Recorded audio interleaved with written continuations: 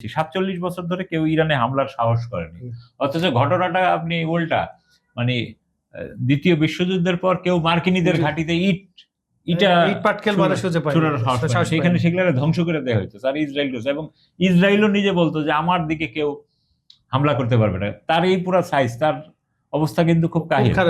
তো এই অবস্থায় যুক্তরাষ্ট্র এবং ইসরায়েলকে কঠোর হুঁশিয়ারি দেওয়া হয়েছে তেহরানের বরাতে, এবং ইরানের যে রাষ্ট্রীয় গণমাধ্যমের বরাতে জানা হয়েছে, খাতাম আল আম্বিয়া central headquarters commander Ali Abdullahi গতকাল এক বিবৃতিতে বলেন আর কি, যে ইরানের শত্রুদের বিশেষ করে যুক্তরাষ্ট্র ইসরায়েলের ভুল সিদ্ধান্ত না নেওয়ার আহ্বান জানাচ্ছি। আমাদের দেশের বিরুদ্ধে কোনো হুমকি বা আগ্রাসনের জবাব কঠোরভাবে দিবে সশস্ত্র বাহিনী।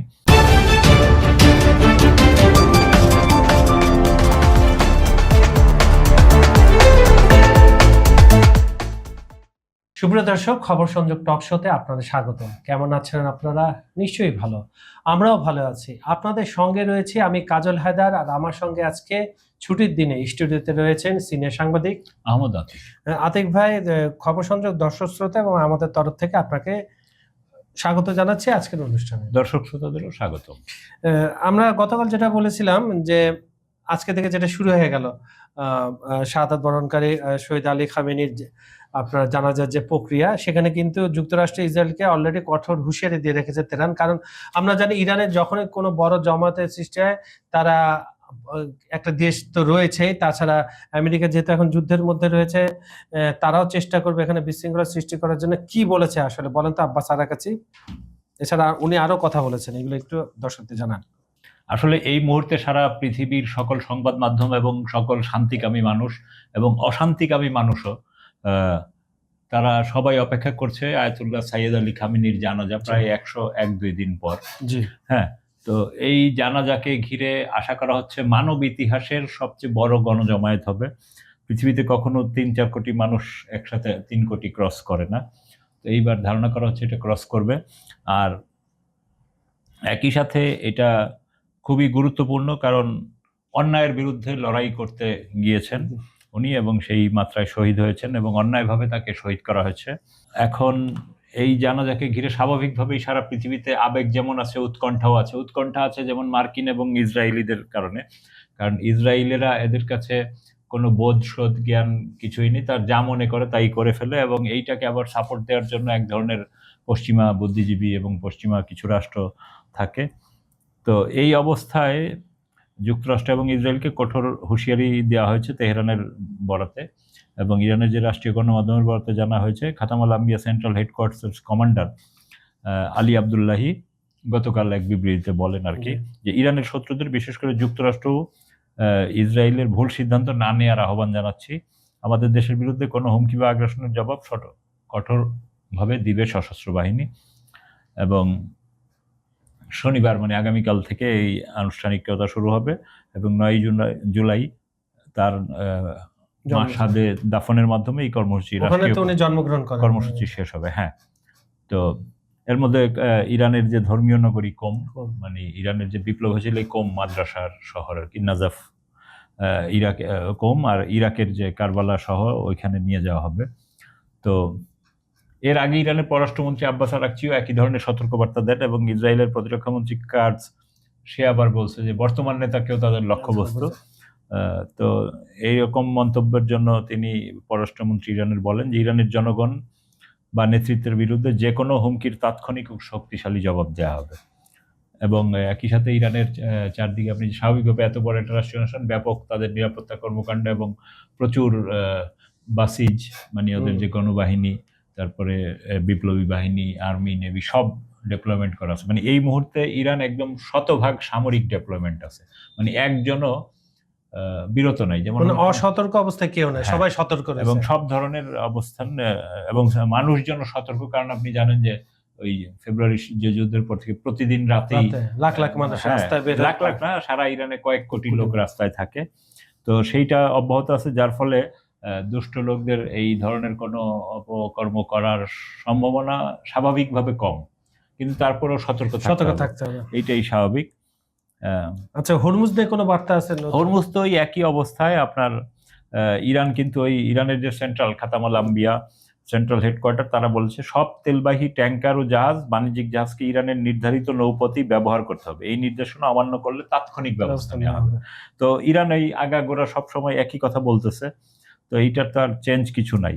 এবং এইটার নিরাপত্তা ও স্থিতিশীলতা ইরানের সশস্ত্র বাহিনীর রেড লাইন। হ্যাঁ, তো এইটাকে কখনোই সহ্য করতেছে না। আপনি দেখেন গত ওই যে শান্তি চুক্তি হওয়ার পরে 2-3 বার আমেরিকা তাদের বিভিন্ন মিত্রদের জাহাজ টাহাজ দিয়ে একটু টেস্ট করার জন্য, কিন্তু ইরান কিন্তু একদম যেইটাই মিস করছে ওইটাতেই ফায়ার হয়েছে এবং কোনো ছাড় দেওয়া হয়নি। সুতরাং রেড লাইন তাদের ঠিকই আছে। তো আর ইরানের প্রেসিডেন্ট যে আপনার মাসুদ পেজেশকিয়ান, উনিও বক্তব্য দিয়েছেন যে আমাদের নেতার শাহাদাত আমাদের পথ চলার সমাপ্তি নয়, বরং ভিন্ন আঙ্গিকে নতুন অধ্যায়ের শুরু হইলো। তো এগুলো তো আসলে এখন খুব স্বাভাবিক যে দোহায়ও আবার এই যে আলোচনা শেষ হলো গতকাল, তো ওই দোহারেও আপনার দোহার সূত্রগুলো জানিয়েছে, মানে কাতারের পররাষ্ট্র মন্ত্রণালয়ের পক্ষ থেকে, যে খামেনির দাফনের পর দুই দেশের মধ্যে পরবর্তী আলোচনা আবার শুরু হবে।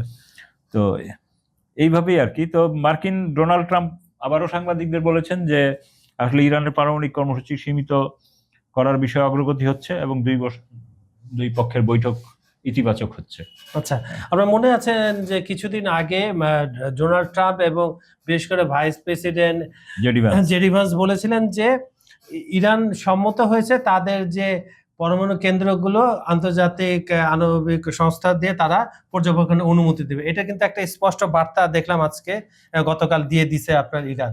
না, এইটা তারা যেইভাবেই বলুক, তারা বলতেছে, কাতারের পররাষ্ট্র মন্ত্রণালয় বলছে যে কাতার ও পাকিস্তানের মধ্যস্থায় যে মার্কিন এবং ইরানি প্রতিনিধিরা পৃথকভাবে অংশ নেয়। তো হ্যাঁ, ইরানি প্রতিনিধি দলের নেতৃত্ব দেন উপপররাষ্ট্রমন্ত্রী কাজেম গরিবাবাদী। তো আলোচনায় শেষে কোনো পক্ষই মত পার্থক্য দূর করার বিষয়ে নির্দিষ্ট কোনো তথ্য পাওয়া যায়। হ্যাঁ, কিন্তু ওই যে মার্কিন বিভিন্ন সূত্র আর কি দাবি করতেছে যে কি আন্তর্জাতিক আণবিক শক্তি সংস্থা, হ্যাঁ, তাদেরকে ইরান অনুমতি দিচ্ছে, এটা মার্কিনিরা বলছে, এবং তাদেরকে পরিদর্শকদের ওইসব ইরানের যে পারমাণবিক স্থাপনাগুলো প্রবেশের অনুমতি দিছে। কিন্তু ইরানের পার্লামেন্টের স্পিকার ও প্রধান আলোচক বাকের কালিবাফ এটা নাকচ করে দিয়েছেন। তিনি স্পষ্ট করে বলেছেন ইরানের আইনে কেবল দুটি স্থাপনা, বুশেহর পারমাণবিক বিদ্যুৎ কেন্দ্র আর তেহরানের পারমাণবিক চুল্লি প্রদর্শনের অনুমোদন আছে। এছাড়া মানে তাদের পার্লামেন্টে একটা আইন পাশ হয়েছে এবং সেইখানে সুপ্রিম ন্যাশনাল সিকিউরিটি কাউন্সিলেরও এই সংক্রান্ত একটি প্রস্তাবনা ও রেজুলেশন রয়েছে। এই আইনের অধীনে বোমা হামলায় ক্ষতিগ্রস্ত কেন্দ্রগুলোতে কোনোভাবেই প্রবেশের সুযোগ দেওয়া হবে না, এবং কালিবাফ বলছেন এটাই আমাদের আইন। সুতরাং মার্কিনীদের এগুলো প্রোপাগান্ডা। এবং কালিবাফ আরো বলেন পরিদর্শনের মাত্রা বা পরিধিও নির্ধারণ করে দেয় সুপ্রিম ন্যাশনাল সিকিউরিটি কাউন্সিল, এবং তারা যে রূপরেখা নির্ধারণ করে দিয়েছে এর বাইরে ইরান সরকারের কোনো ছাড় দেওয়ার সুযোগ নাই। তিনি আরো বলেন বর্তমানে কেবল এই দুটি স্থাপনায়, যে বুশেহর বিদ্যুৎ কেন্দ্র, তেহরান চুল্লি, এর মধ্যেই সীমাবদ্ধ রয়েছে, এবং আমরা এটাই আমাদের সিদ্ধান্ত, এই সিদ্ধান্তে আমরা অটল। তো এই সমালোচকদের উদ্দেশ্যে তিনি আরো বলেন যে কূটনীতি বা যুদ্ধ কোনোটি কোনো দেশকে সাহায্য করে না, তবে আমি লড়াই ও কূটনীতি উভয় ক্ষেত্রেই অবিচল রয়েছি। মেসেজটা একদম ক্লিয়ার দিয়ে রাখছে। আচ্ছা, এখানে আপনার চ্যানেল 14 কে এক সাক্ষাৎকার দিয়েছেন ইসরায়েলের প্রধানমন্ত্রী নেতানিয়াহু, অনেক প্রশ্নের উত্তর দিয়েছেন। আপনি স্পেসিফিক বলবেন কারণ আমাদের হাতে সময় খুব অল্প। উনি বলেছেন একটা কথা, যদি মোটা দাগে, যুদ্ধ কখনোই শেষ হবে না। না, এটা তো আমরা আগেই বলছি যে যেহেতু ইসরায়েলের যে লক্ষ্যবস্তু আছে যে তারা বৃহৎ ইসরায়েল গঠন করবে, ফোরাত থেকে ওইদিকে আপনার নীল নদ পর্যন্ত, এই মাঝখানের পুরো এলাকা সে দখল করে নেবে। তো এই যদি দখল করতে চায় যুদ্ধ সম্ভব হবে, তো আমি যদি শান্তি চুক্তি তার সাথে করে, সে তো আর শান্তি চুক্তি এটা জীবনেও সম্ভব না, 1 ইঞ্চিও ঢুকতে পারে। তো এখন সে সিরিয়ার দ্বারা প্রদেশে ঢুকে গেছে, লেবাননে ঢুকে গেছে, হ্যাঁ, তারপরে ফিলিস্তিনের ওই এলাকা দিয়ে মিশরের প্রায় সীমান্তের দিকে চলে যাচ্ছে। এইসব দেশ যদিও এদের বন্ধু ভাবাপন্ন দালালি করতেছে, আব্রাহাম অ্যাকর্ড ফ্যাকর্ড নানান ছদ্মাবরণে, হ্যাঁ, এদেরকে বোকা বানাইতেছে ইসরায়েল, কিন্তু তাদেরই সবার আগে খাবে, যেমন জর্ডানকে খাবে, মিশরের সীমান্ত দিয়ে সিনাই টিনে এগুলো আবার দখল করে নিবে। তারপরে যে লেবাননের সরকারের সাথে চুক্তি করে লেবাননের অর্ধেকের মতো এদিকে ঢুকে যাওয়ার সম্ভাবনা আছে। মানে চারদিকেই কিন্তু সে সম্প্রসারণ করতেছে। আর সিরিয়া তো ধরেন এখন একটা ক্ষয়িষ্ণু এবং দুর্বল একটা জায়গা, এবং অলরেডি আপনার সিরিয়ায় আজকে দেখলাম যে দামেস্কের, আজকে না গতকাল, সিরিয়ার রাজধানী দামেস্কের একটা যে জাস্টিস প্যালেসের কাছে একটা কফি শপে বিস্ফোরণ হয়েছে। বিস্ফোরণের কারণ তারা জানাতে পারেনি, কোনো হামলা কিনা সেটাও বলতে পারেনি। 17 থেকে 20 জনের মতো হতাহত, এদেরকে হসপিটালে নেওয়া হয়েছে। এর মধ্যে আবার যেহেতু এই অবস্থা চলতেছে, সিরিয়ায় তো আপনি জানেন প্রচুর ইনসার্জেন্ট, সরকারের আসলে পুরো এলাকা দেখাচ্ছে আমরা দখলে, কিন্তু পুরো এলাকা নিয়ন্ত্রণ নেই। একটা বিদ্রোহী গ্রুপ যারা ইসরায়েল বিরোধী, তারা অলরেডি তাদের একটা ভিডিও প্রকাশ করেছে যে আমরা ইসরায়েলের বিরুদ্ধে লড়াই করব। তার মানে সেখানেও কিন্তু নানান ধরনের জটিলতা আছে। তো ইসরায়েল যেটা আর কি, ওই যে ওদের যে টেলিভিশন চ্যানেল 14 নিউজ, এইটারে বলা হয় মানে নেতানিয়াহুরই এটা স্পোক্স পারসন ধরা হয়।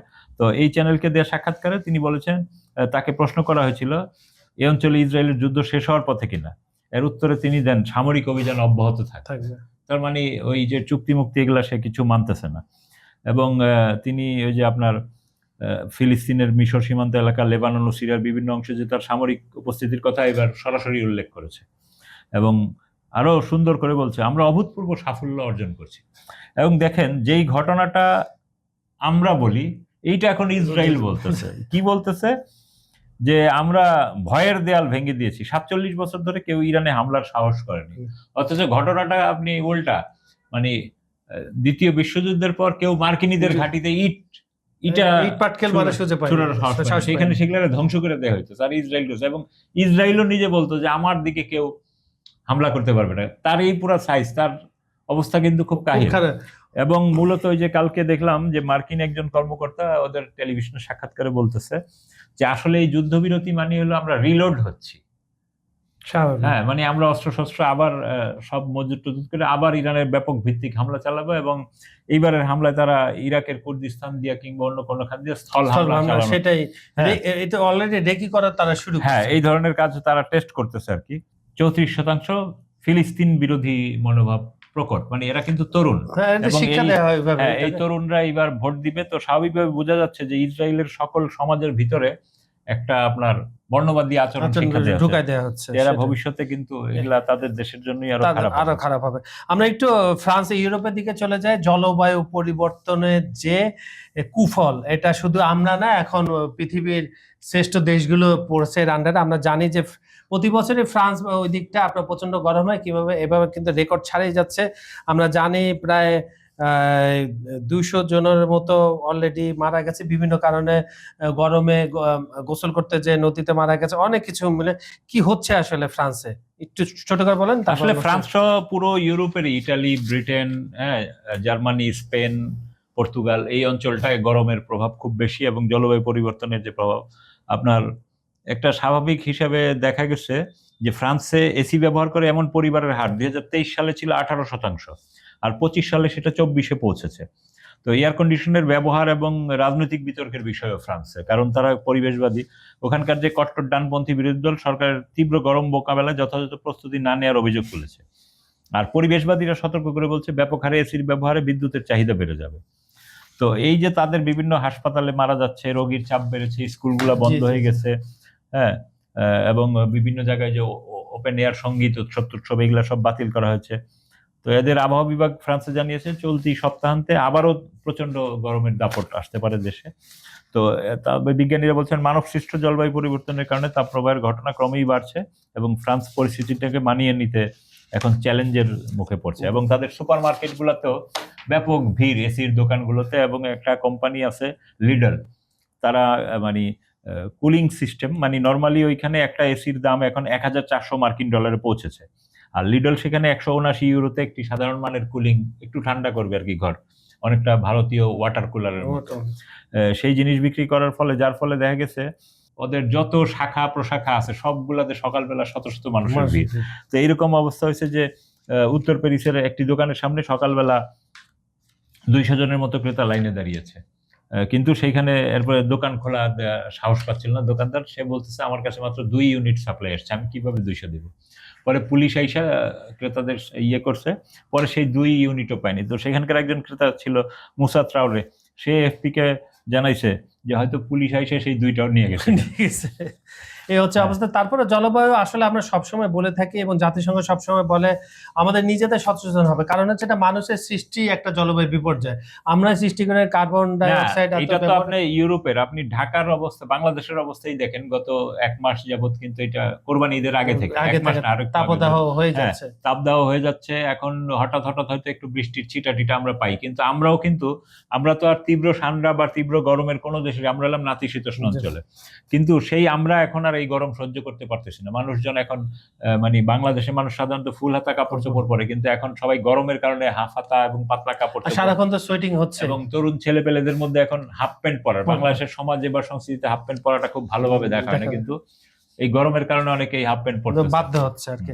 তো এটার ব্যবস্থা নেবেন, বেশি করে গাছ লাগাবেন, যাদের যাদের ছাদ আছে ছাদ গাছ লাগাবেন। কারণ ঢাকা শহরে তো গাছ মাটি নাই, হুম। সব তো হাই রাইজ বিল্ডিং হয়ে গেছে, কিছু করার নাই। আর জনসংখ্যা প্রচুর বৃদ্ধি পাচ্ছে, আমাদের দেশে কিন্তু ইউরোপে 14-15%, আমাদের দেশেও কিন্তু ভয়াবহ ভাবে এসি ব্যবহারের হার বাড়ছে। বাড়তেছে। এবার এটা যত বাড়বে আরো এবং এর বেশি কারণে চলবে, তাপমাত্রা আরো বেশি বেড়ে বেশি যায়। বাড়বে।